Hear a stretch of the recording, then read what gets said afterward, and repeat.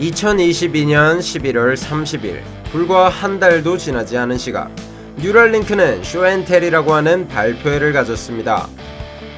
감사하게도 허니잼의 테슬라와 일론 유튜브 채널에서 이번 쇼앤텔을 번역 및 중계해주신 영상이 있어 끝까지 시청하고 나름대로 정리를 해봤는데요. 일론은 다음과 같은 말로 쇼앤텔의 서문을 엽니다.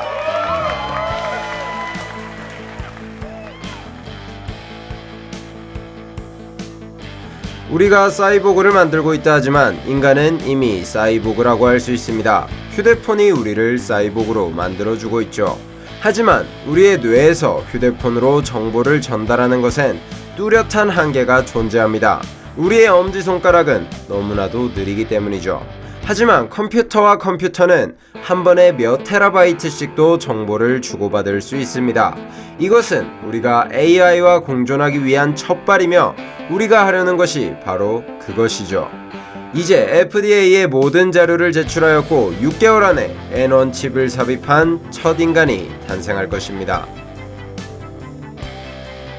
일론은 명백히 뉴럴링크의 목표와 뚜렷한 단기 계획을 제시했습니다.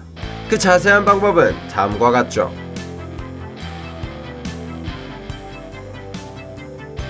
N1이라는 이 25센트만한 기계를 뇌에 연결함으로써 1024개의 전극을 통해 뇌의 전기 자극을 해석하는 것입니다.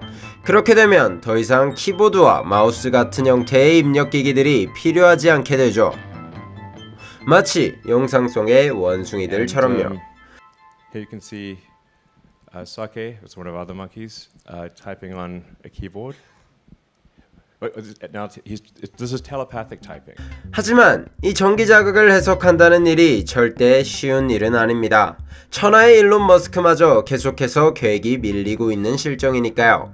심지어 이 전기 자극은 매일 컨디션에 따라도 다른 형태로 나타난다고 하는데요. 최대한 많은 수의 데이터베이스를 구축하는 방법만이 이 문제를 해결할 수 있다고 합니다. 이러한 기술은 그럼에도 불구하고 계속해서 발전하고 있습니다. 이것이 불과 작년 발표회 때의 커서의 이동 속도였습니다. 그리고 이것은 현재의 커서 이동 속도이죠. 아직 우리의 인지 능력에 비하면 이 속도는 한참 부족하다고 합니다. 하지만 내년이 되고 내후년이 된다면 성능은 점점 발달하겠죠.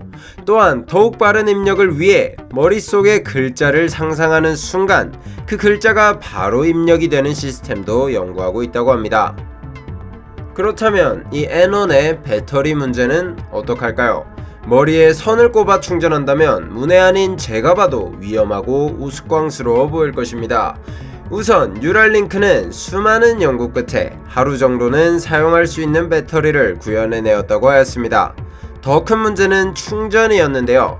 아무래도 뇌에 직접적으로 연결되어 있는 장치다 보니 세상 이보다도 예민할 수가 없었다고 하죠. 충전 중에 온도가 2도만 올라가도 위험하다고 합니다. 뉴럴링크는 특수 기술을 활용하여 무선 충전 형식으로 충전이 가능하도록 만들었다고 하는데요. N1을 이식한 원숭이를 통해 그 모습을 보여주었죠. Sits below the coil. You can see the charger automatically detect his presence and transition from searching to charging. We see the regular... 하지만 아직도 대중의 의문은 풀리지 않았습니다. 아이폰도 13이 나온 마당에 누가 아이폰 1을 들고 다니고 싶겠냐 하는 문제였죠. 바로 N1의 업그레이드 문제였습니다. 우선 뉴럴링크사는 소프트웨어 자체 업그레이드가 가능하도록 만들었고 아예 기기 변경 자체도 가능하게 만들었다고 소개했습니다. 실제로 동물 실험 사례에서 N1을 삽입하고 다시 제거해도 아무런 이상이 없었다고 보고하였죠.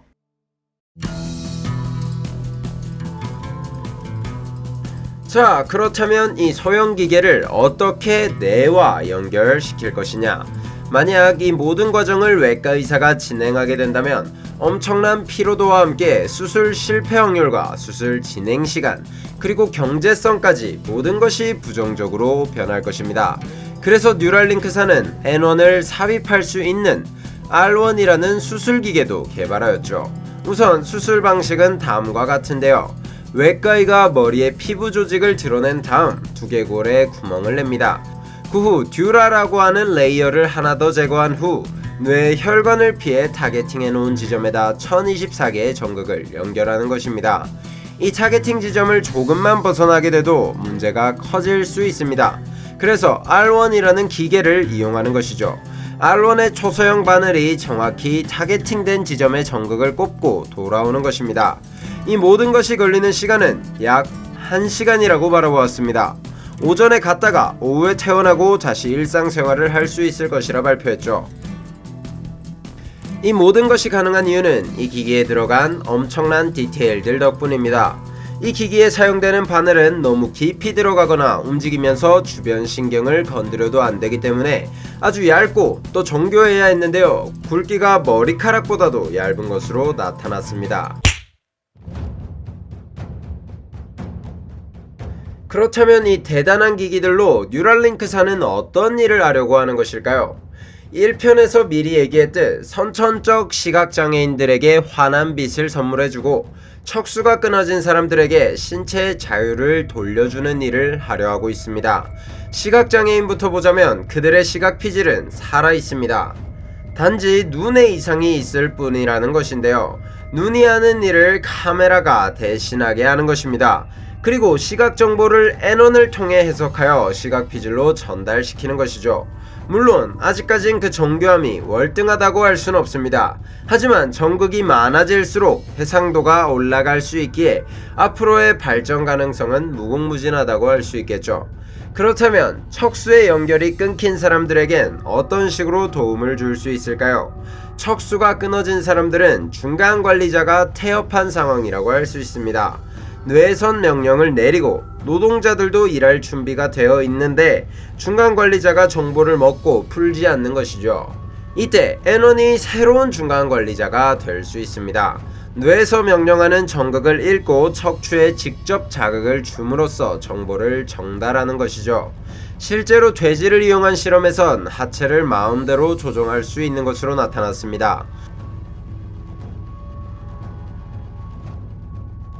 오늘은 이렇게 뉴랄링크사의 쇼앤텔을 함께 보면서 그들의 비전과 상세한 기술을 알아보았는데요.